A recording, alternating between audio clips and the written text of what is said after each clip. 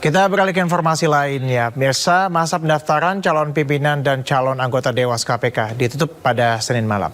Total jumlah pendaftar Capim dan calon Dewas KPK hingga penutupan mencapai 525 orang. Ya, Wakil Ketua Pansel Arief Satria mengatakan untuk Capim KPK tercatat ada 318 orang. Sementara pendaftar calon Dewas KPK tercatat 207 orang. Adapun rincian pendaftar Capim KPK diantaranya 298 orang laki-laki, 20 perempuan. Sementara untuk pendaftar calon Dewas KPK terdiri dari 184 laki-laki dan 23 perempuan. Arief juga menjelaskan pihaknya akan melakukan verifikasi dokumen yang telah diunggah oleh para pendaftar.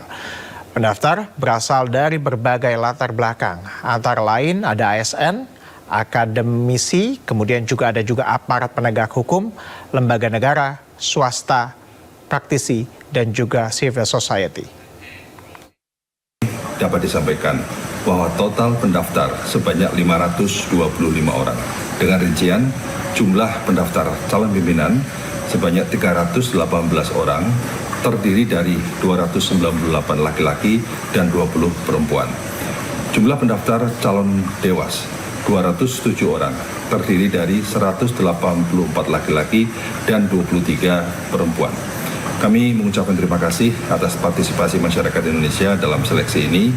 Selanjutnya kami akan melakukan verifikasi atas dokumen-dokumen yang telah diunggah dan akan mengumumkan hasilnya pada tanggal 24 Juli 2024 melalui aplikasi Apple serta laman kpk.go.id dan setnek.go.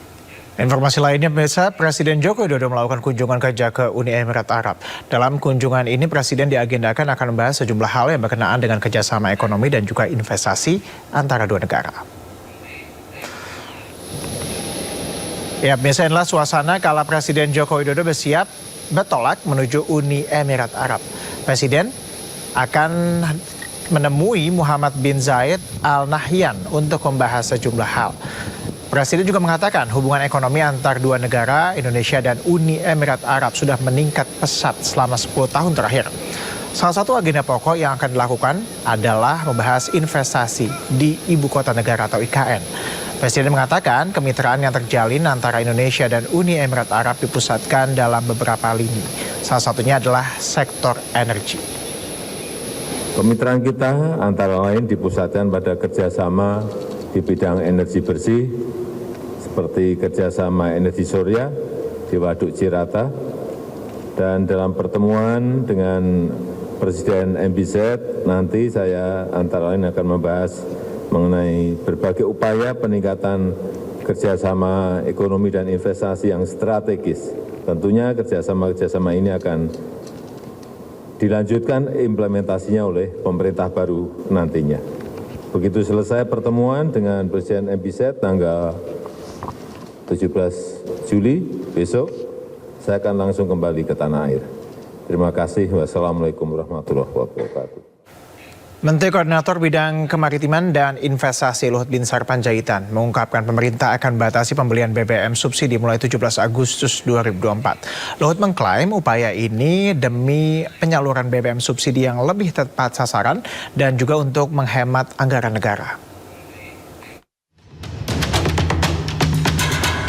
Menteri Koordinator Bidang Kemaritiman dan Investasi Luhut Binsar Panjaitan mengungkapkan pemerintah akan membatasi pembelian BBM subsidi mulai 17 Agustus 2024. Luhut mengatakan hal itu dilakukan sebagai upaya mendorong penyaluran BBM subsidi lebih tepat sasaran serta dapat menghemat anggaran negara.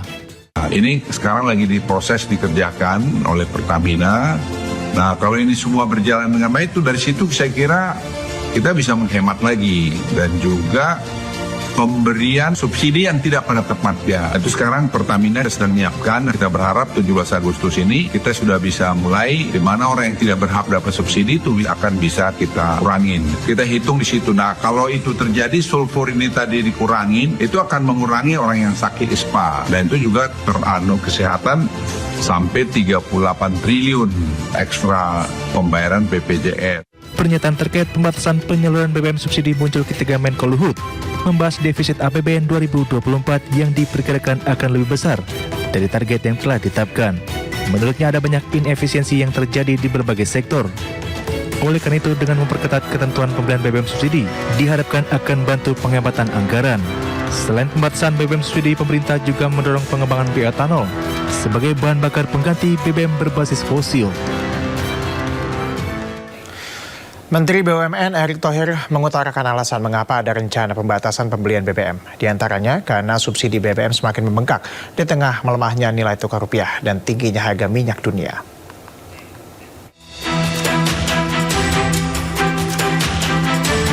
Menteri BUMN Erick Thohir menegaskan penyaluran BBM bersubsidi harus tepat sasaran. Menurutnya orang mampu agar jangan menggunakan BBM bersubsidi karena subsidi BBM semakin membengkak di tengah melemahnya nilai tukar rupiah terhadap dolar Amerika Serikat. Selain itu, jumlah subsidi juga semakin meningkat seiring melonjaknya harga minyak mentah dunia. Tadi saya sampaikan jangan sampai salah persepsi, ya kita terus menginginkan yang namanya BBM tepat sasaran digunakan oleh masyarakat yang membutuhkan, bukan yang sudah mampu justru mendapat kesempatan melakukan tadi penggunaan BBM yang tidak tepat sasaran. Apakah ini kapan, di mana, besok atau kapan, saya nggak tahu, kita menunggu saja ya. Dan saya rasa konsolidasi antara diskusi para kementerian masih berjalan. Sebelumnya, Menteri Koordinator Bidang Kemaritiman dan Investasi Luhut Binsar Panjaitan mengatakan pemerintah berencana akan memberlakukan pembatasan bahan bakar minyak atau BBM mulai 17 Agustus 2024 mendatang. Tim Liputan iNews melaporkan.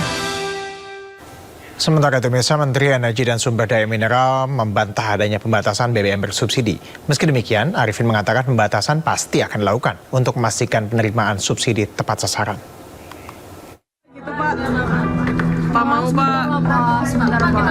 Menteri Energi dan Sumber Daya Mineral Arifin Tasrif memastikan pemerintah tidak akan menerapkan pembatasan BBM subsidi pada 17 Agustus 2024 mendatang. Arifin menyebutkan saat ini pemerintah masih melakukan pengkajian pembatasan BBM subsidi agar tepat sasaran. Tidak hanya pembatasan BBM, Arifin juga menyebutkan harga subsidi tidak berubah. Iya kan kita mau tepat sasaran ini ya kan, tadi minta ini lagi diperdalam. Tapi untuk BBM yang mana sih Pak? Solar kah? Ya gasolin? Semua kan yang subsidi. Kan mau di ini dulu, enggak masih harus di antara 3 menteri kita baru ke perekonomian ya. Belum ketemu bertiga menteri. Solar mau dibahas lagi, Pak. Pemerintah juga masih mengkaji alternatif penggunaan BBM lain yang rendah emisi. Dari Jakarta, Ade Firmansyah, iNews melaporkan. Ya, pembatasan pembelian BBM bersubsidi dinilai sejumlah pakar akan berdampak pada perekonomian. Salah satunya adalah potensi menurunnya daya beli masyarakat. Menyusul wacana pembatasan pembelian BBM subsidi mulai 17 Agustus 2024, beban masyarakat kelas menengah pun diyakini akan semakin bertambah. Ekonom KOR Indonesia Yusuf Randy Manilet mengatakan pembatasan pembelian BBM subsidi tentu akan berdampak terhadap daya beli masyarakat, khususnya kelas bawah dan menengah. Padahal sejumlah data menunjukkan pola konsumsi masyarakat sedang berada dalam tren perlambatan, salah satunya tercermin dari indeks keyakinan konsumen yang semakin menurun pada Juni lalu ke level 123,3. Dengan melihat data tersebut, ekonom meyakini tingkat konsumsi pada periode mendatang akan semakin melambat sebab dengan adanya pembatasan pembelian BBM subsidi, masyarakat kelompok menengah akan melakukan penyesuaian terhadap pola konsumsinya. Sementara itu, ekonom senior Faisal Basri menilai rencana pemerintah untuk membatasi pembelian BBM subsidi sebagai sinyal kenaikan harga.